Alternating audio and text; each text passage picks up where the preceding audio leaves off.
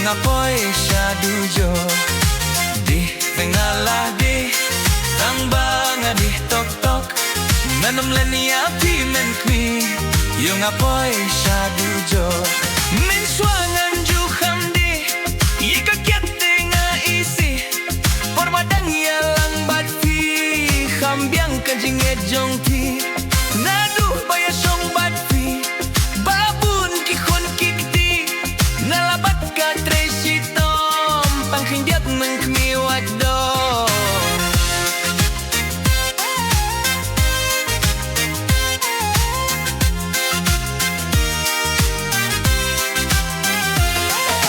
Di pingala di Tangbang di tok-tok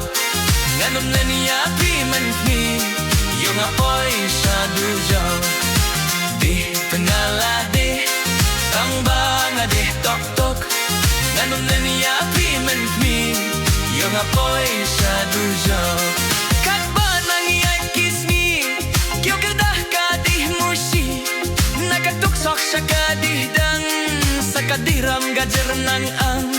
Inawang pa'y saying Men kmi jabiang laking Kasur ilas dang pene Kohwa lakirbe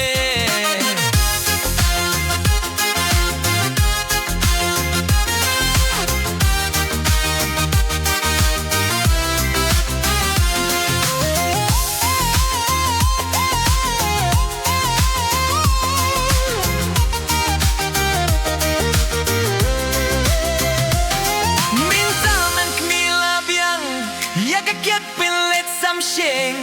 Balasang kihmut kikti Bapernay gaing jongi Naduh bayusong batfi Bahbun kikun kikti Nabat ka kresitom Tangking demen kmiwat do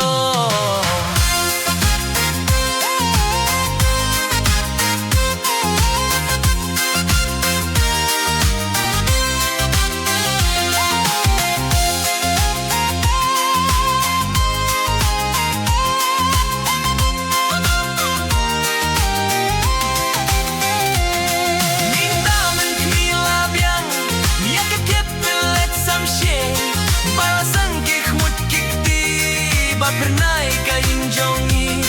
Naduh bayasong batfi Babon kikun kikti Nabat ka kresitong Tangpinyat men kmiwat dong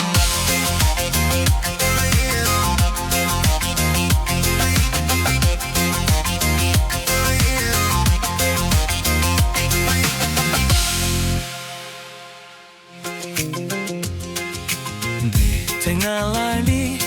Tambang di patok Menaman ya pimen kmi Iyo mapoy siya dujo